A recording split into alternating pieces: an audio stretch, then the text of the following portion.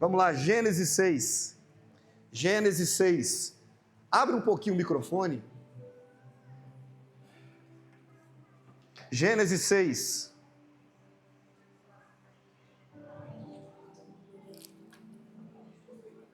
Versículo 7.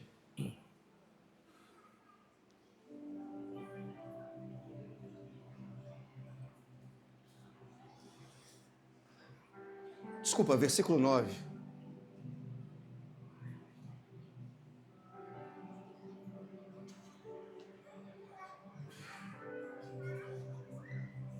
Vamos ler junto? Estas são as gerações de Noé. Repete mais uma vez. Estas. Mais uma vez. Estas são as gerações de Noé. Deixa que eu ler agora. Noé era homem justo e perfeito. Em suas gerações, Noé andava com Deus. E gerou Noé 3 filhos, Sem, Cão e Jafé. A terra estava corrompida diante da face de Deus, e encheu-se a terra de violência. E viu Deus a terra, e eis que estava corrompida, porque toda a carne havia corrompido o seu caminho sobre a terra. Então disse Deus a Noé: o fim de toda a carne é vindo perante a minha face, porque a terra está cheia de violência, e eis que os desfarei com a terra. Faze para ti uma arca da madeira de gofer. Vamos orar? Senhor, meu Deus, nós estamos aqui e queremos terminar o ano com a nossa família aqui. E queremos entrar no outro ano aqui. E queremos chegar na próxima década aqui. Porque nós não queremos, ó Deus, nos perder no meio do caminho. Pedimos, Deus, nos ajuda. Aonde estiver, ó Deus, o cansado, o deprimido, o desanimado, sustenta ele, apoia ele. Traz agora, Deus, a nossa mente para esse lugar. Que a nossa mente, que ela esteja aberta para aquilo que Deus irá oferecer para os seus filhos nessa noite. E eu, Jesus, te faço os pedidos que sempre hei de fazer. Faz o que o homem não pode fazer. Age onde o homem não pode agir. Fala conosco, meu Deus, e dá-te-emos toda a glória. A partir desse instante, onde houver um glória a Deus, um aleluia, derrama a presença do teu Espírito Santo, para que esse povo saiba que só o Senhor é Deus. Se tem alguém vivo, bate palma. Pode se assentar.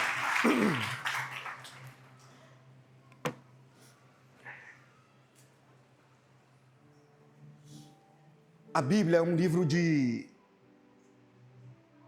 muitas perguntas e muitas respostas. A Bíblia também é um universo onde Deus se revela, se mostra. E quando a gente entra na Bíblia, a gente enxerga o coração de Deus. Abrir a Bíblia é olhar para o coração de Deus. E o coração de Deus é muito sincero. Deus não é um Deus político. Deus não precisa do seu voto. Deus é Deus das nações.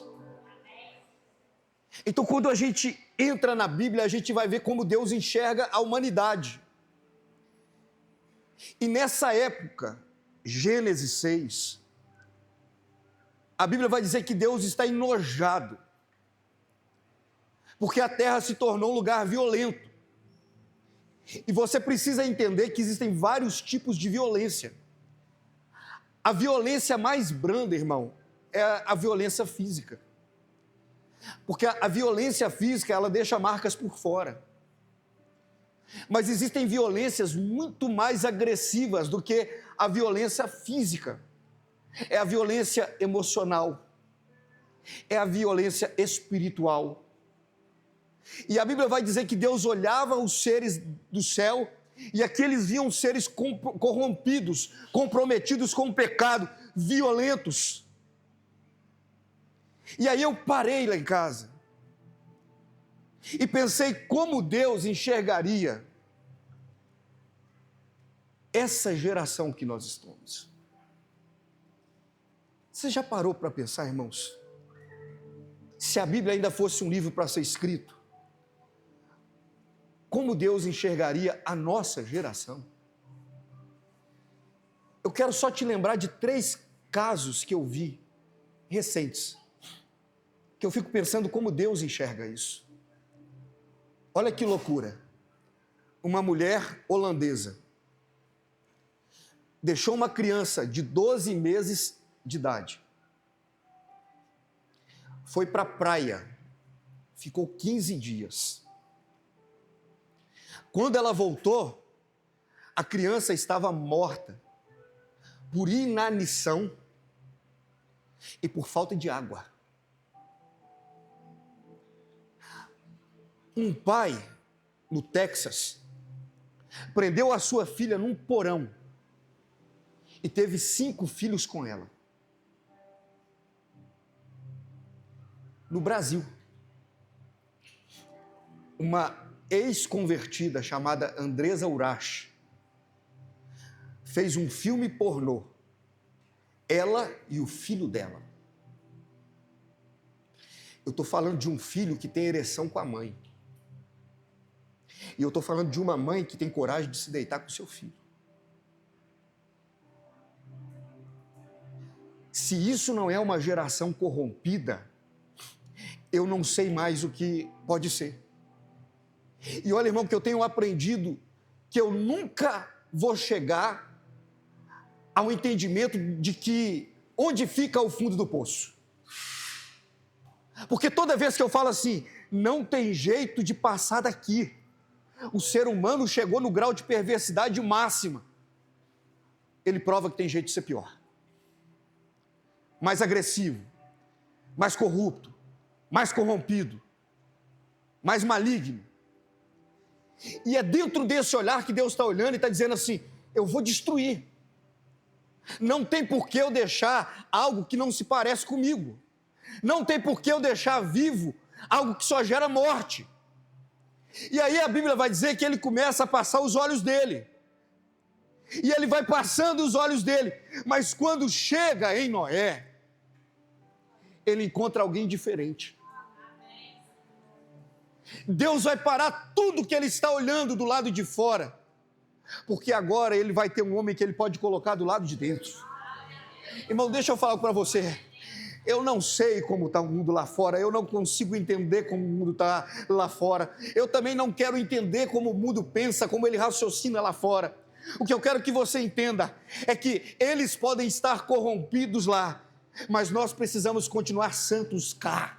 Eles podem estar do jeito que eles querem viver lá, mas nós temos um modelo de vida cá. Eles podem escolher a prostituição, a loucura dessa vida. Nós já escolhemos Jesus e a loucura da vida eterna. Então, se você está aqui hoje, eu quero começar dizendo para você, Deus não destruiu a humanidade, porque ele encontrou uma pessoa de pé. E eu quero dizer aqui, meu irmão, que enquanto você estiver de pé, a sua família não cai. Eu vou te isso, eu estou declarando aqui para quem tem glória a Deus e para quem tem aleluia.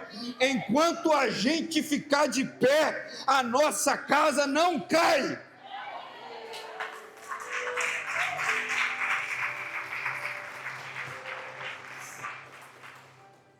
A casa ficou de pé porque alguém decidiu ficar de pé. A humanidade não foi destruída porque alguém ainda entendia e compreendia quando o assunto era Deus. E eu quero convidar você aqui hoje, meu irmão, para entender uma coisa. A casa foi salva porque alguém decidiu se firmar em Deus. Quando Deus olhou do céu, ele encontrou alguém que o representava na terra. E a gente precisa colocar uma coisa no nosso coração. A frase mais icônica que a gente usa quando o assunto é família é essa: eu e a minha... Fala para o diabo ouvir, para ele saber que você está aqui vivo e que a sua família é de Deus. Vai lá. Eu... Mais uma vez, vai lá. Agora, quando você pega o contexto, os povos haviam se misturado, os deuses haviam vindo para dentro de Israel, do povo, e agora havia um conflito. Cada povo, cada casa estava servindo a um Deus, fazendo um tipo de culto. Josué olha para aquilo, um adorando a Astarote, outro adorando a Baal, outro adorando a Moloque, e ele diz assim: olha, vocês, eu não posso controlar a vida de vocês. Se vocês querem adorar a Astarote, adorem. Se vocês querem adorar Baal, adorem. Se vocês querem adorar Moloque, adorem. Mas a minha casa, nós serviremos a Deus. Ele está fazendo um decreto. Ele está falando: olha, eu não consigo controlar o que acontece lá fora, mas dentro da minha casa tem homem de Deus, dentro da minha casa tem mulher de Deus, dentro da minha casa tem família de Deus. Então eu quero que você entenda uma coisa aqui: Deus precisa contar com a gente, e a gente precisa ser como o Salmo 1, quando a Bíblia diz: e ele é como árvore plantada à margem das águas correntes, dá fruto no tempo apropriado, e as suas folhas não murcham. Se Deus olhar, meu irmão, para a gente, Ele não vai ver depressão. Se Deus olhar para a gente, Ele não vai ver ansiedade. Se Deus olhar para a gente, Ele não vai ver divórcio. Se Deus olhar para a gente, Ele não vai ver adultério. Sabe por quê, meu irmão? Porque a gente não está nessa terra para murchar, a gente está nessa terra para florescer. Eu estou olhando aqui para você e estou dizendo: presta atenção, as pessoas precisam de espelhos, e a igreja é o maior espelho de Deus na terra. Então, meu irmão, se você está aqui, deixa Deus te usar, deixa Deus entrar na sua casa, deixa Deus ser Deus na sua vida, para que você viva aquilo que é chamado vontade dEle na família. O que é isso, pastor? É uma família boa, é uma família perfeita, e é uma família agradável aos olhos de Deus. Irmãos, sabe o que mais me entristece? O que mais me entristece é que quando você olha para a igreja, pode ser que quem Deus enxergou de pé hoje, Ele não enxergue de pé amanhã. Porque a igreja está repleta de gente que oscila, que vacila. O problema da nossa casa é a nossa inconstância. O mesmo filho que vê o pai de pé na segunda, vê o pai drogado na terça. A mesma família que vem aqui no domingo e vê Deus operando, é a mesma família que procura o centro na terça. E aí Deus tem um problema. Qual que é o problema que Deus tem conosco? Deus não consegue achar um de pé. Como Deus não consegue achar um de pé, a família está toda caída. Ô irmão, não tem nada pior do que lidar com gente inconstante. Você precisa entender isso de uma vez. Até quando, irmão? As pessoas vão ter que ficar assim: olha, eu vou te acordar. Se eu te acordar, você vai comigo? Olha, vamos fazer uma coisa: se você for na igreja, eu vou na casa da sua mãe. Não, faz assim, ó, essa semana a gente vai para a igreja, na outra semana a gente vai para o sítio. Você não entendeu nada. Você não entendeu nada. Tem uma agenda cultural preparada para destruir a tua casa. Você não entendeu nada. O diabo não come, o diabo não dorme, o diabo é um ser desempregado que vive 24 horas para tentar arruinar o nosso destino. Você não entendeu nada. É no dia que você fica fraco que o diabo se revela forte. Então, quando a gente fala para você: meu irmão, fica de pé, deixa Deus te usar. Seja na terça o que você foi na segunda, e seja na quarta o que Deus te preparou para ser na terça. Porque se você for Como o Salmo 1 diz, alguém que não murcha, alguém que não é inconstante, Deus vai poder olhar para a tua vida e os mistérios vão poder ser derramados sobre a tua história. Eu não sei, meu irmão, o que as pessoas lá fora querem experimentar, mas eu sei o que Deus pode fazer na minha vida. E eu estou aqui hoje dizendo para você, escuta uma coisa, não tem nada pior do que encontrar com alguém que de dia te ama, mas de noite te odeia.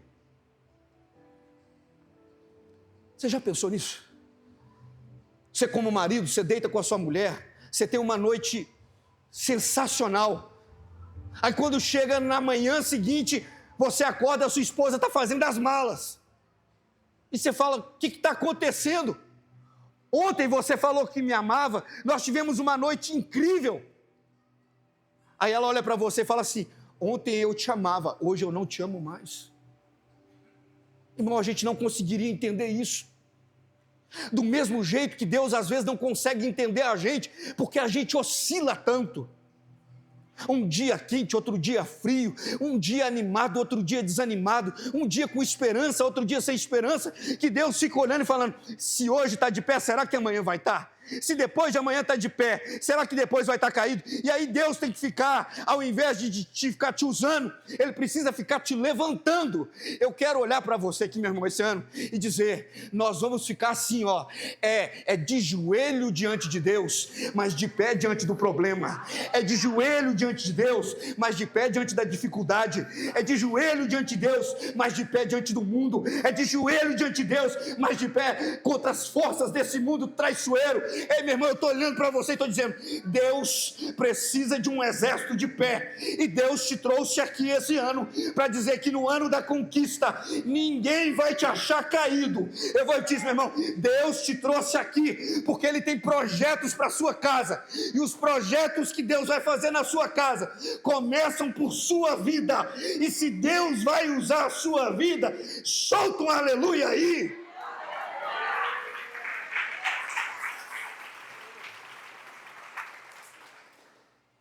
Noé fez a mesma coisa por 100 anos.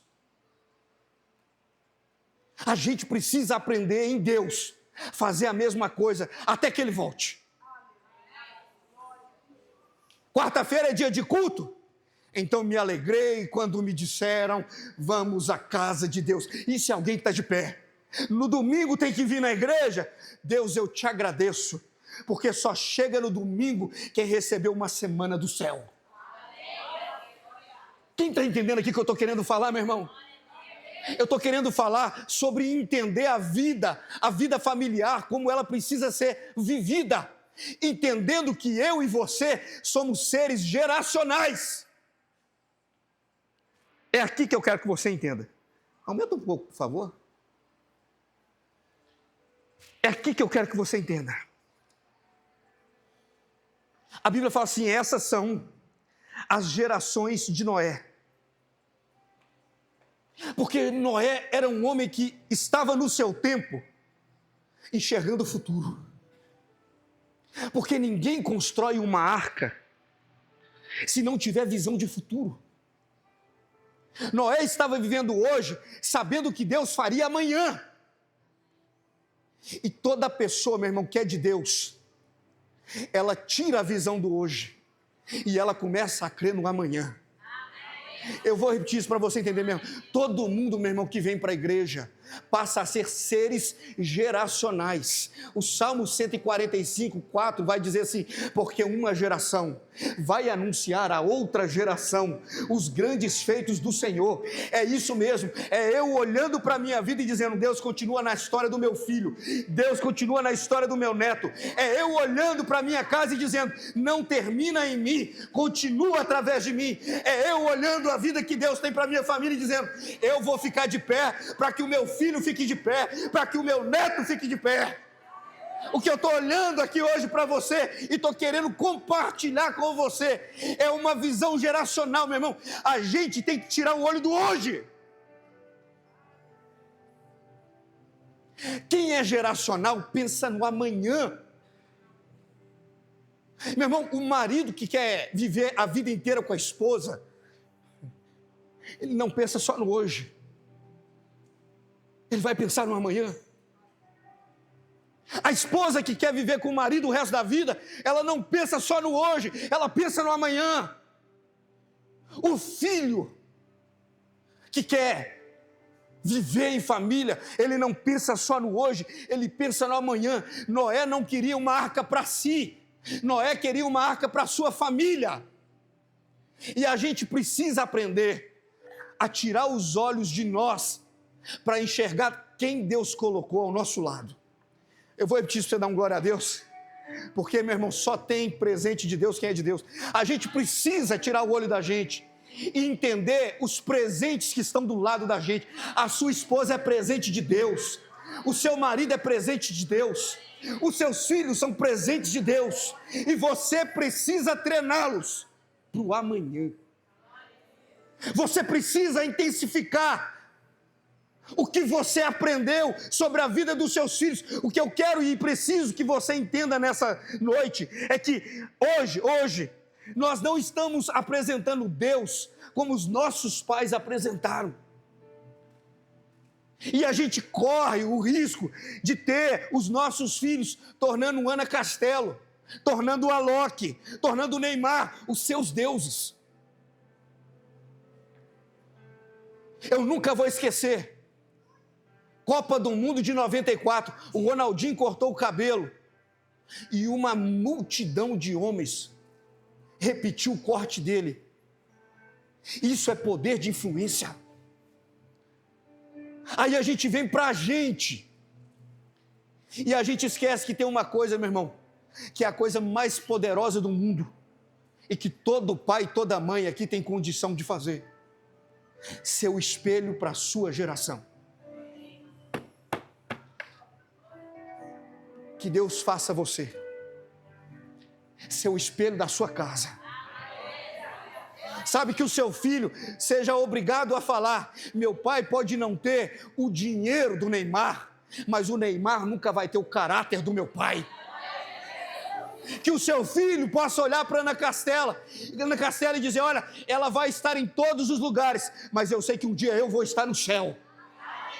Que os seus filhos possam olhar para o Alok fazendo os seus shows e que ele possa olhar para a sua família e dizer: a minha família também é um show. Aqui tem paz, aqui tem alegria, aqui tem cuidado, aqui tem ensinamento. Então, meu irmão, eu estou olhando para você nessa noite e estou dizendo: vamos ser espelho, vamos lá, vamos fazer a nossa casa brilhar, vamos lá, está na hora do Laguna aparecer, vamos lá, está na hora da gente avançar, vamos lá.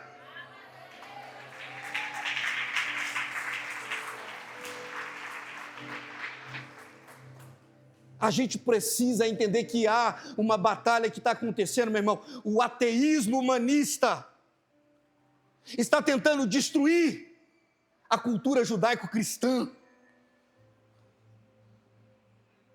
Pergunta aos seus filhos se eles acham normal a bissexualidade. Pergunta aos seus filhos como eles entendem Deus. Hoje eu acho engraçado que as pessoas ficam olhando as coisas, né? Então tem dois homens, duas mulheres namorando, e aí eles falam: Deus é amor, então Deus está ali. Meu irmão, presta atenção, não é o amor que define Deus, é Deus que define o que é amor. Então a gente precisa ter cuidado, porque hoje a gente conversa com essa geração, chamada geração fluida. É uma geração estranha. Por quê? Porque na conversa deles é assim: todos os caminhos levam a Deus.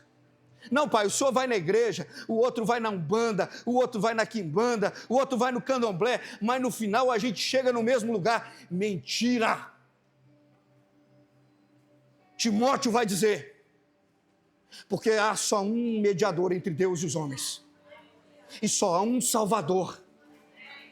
E o Salvador não está no Candomblé, não está na Umbanda, não está na Quimbanda. O Salvador tem nome, não é Orixá, não é Ogum, é Jesus Cristo de Nazaré, o único. Eu preciso entender que eu estou passando uma bandeira, eu preciso entender que eu estou passando uma história. E que os meus filhos precisam receber a história que me alcançou, para que eles também sejam alcançados. Então não permita, meu irmão, não permita que o evangelho se enfraqueça na sua casa. Eu estou falando de coisa simples e poderosa. Eu estou falando de antes de dormir, você orar com a sua esposa. É coisa simples e poderosa. Eu estou falando do seu filho ouvir a sua oração, te encontrar lendo, te encontrar buscando a presença de Deus, que na sua casa, que no almoço não seja arroz, feijão e a vida do pastor, que no seu almoço não seja arroz, feijão e os escândalos da igreja brasileira, mas que no seu almoço seja arroz, feijão e o poder do evangelho, arroz, feijão e o que Deus fez na nossa casa, arroz, feijão e a história que Deus nos deu a partir dele. Meu irmão, eu estou profetizando aqui, meu irmão. Tem coisa boa para a gente enxergar, tem testemunho para a gente liberar, tem vida boa para a gente ensinar. Esquece, meu irmão, tudo que o diabo fez de ruim, que a igreja fez de ruim, e olha para o que Deus está fazendo em você.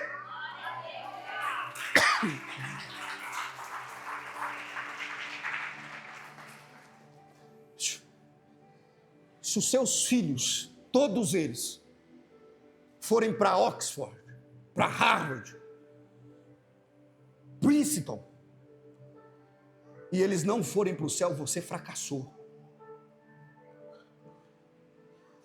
Se os seus filhos tiverem casa na praia, casa no sítio, casa, fazenda, mas se eles não forem para o céu, você fracassou. Se os seus filhos forem homens que estão em empresas, CEOs, homens que milhões de pessoas o ouvem, mas se quando ele chegar no céu, Jesus não quiser ouvi-lo, você fracassou. Então a pergunta que tem que ecoar hoje para cada um de nós é: será que eu estou fazendo uma arca para mim? Será que eu estou construindo uma vida para mim? Ou será que na vida que eu estou construindo, eu estou lembrando que eu tenho uma família? Porque Noé se preocupou em construir algo que caberia à sua família. Ô pai,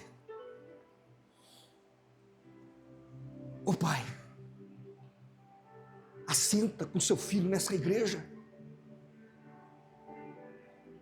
Se o seu filho estiver na igreja, ele vai aprender a amar a igreja. Se o seu filho aprender a te ver orando, ele não vai ter dificuldade de orar.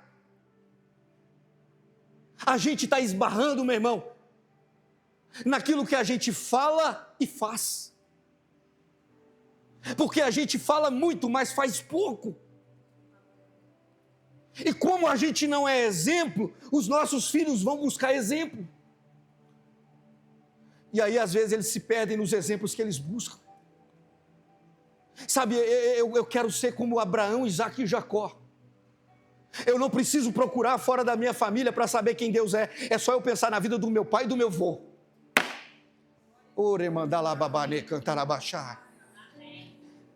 Você nasceu para ser homem de Deus. Você nasceu para ser mulher de Deus. A sua casa não é boteco. A sua casa não é ponto de tráfico. A sua casa não é ponto de prostituição. Eu estou falando para você, meu irmão, o evangelho veio para te libertar. Aonde havia trevas, Deus está te chamando para viver no reino do seu infinito amor.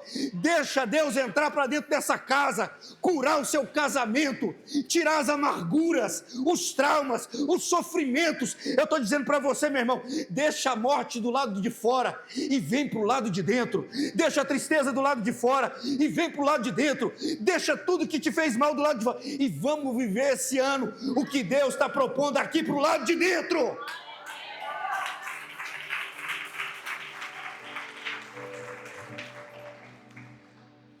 O maior projeto da nossa vida não é carreira, não é dinheiro, não é sucesso. O maior projeto da nossa vida é a nossa família. Eu quero muito, irmão, ver você aqui apresentando o seu filho. Mas depois eu quero ver você batizando o seu filho. Uma das cenas mais lindas que eu vejo, duas cenas que me marcam muito. e eu aprendi a amar. Uma, quando eu chego na hora do batismo e eu falo assim, quem que você quer chamar para te batizar? E aí a pessoa fala assim, a minha mãe, o meu pai. Uma geração anunciando a outra geração. Outra coisa que eu acho lindo é quando o pai completa a carreira, no dia do casamento. Pai de terno, filha de véu e grinalda, entrada, e ele dizendo, te trouxe até aqui.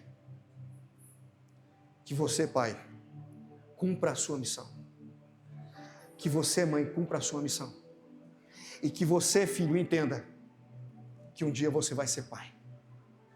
Que na sua casa, pai, mãe, o seu filho desperte o desejo de ter uma família. E que a sua família seja realmente uma família onde Deus pode morar. Fica de pé no seu lugar.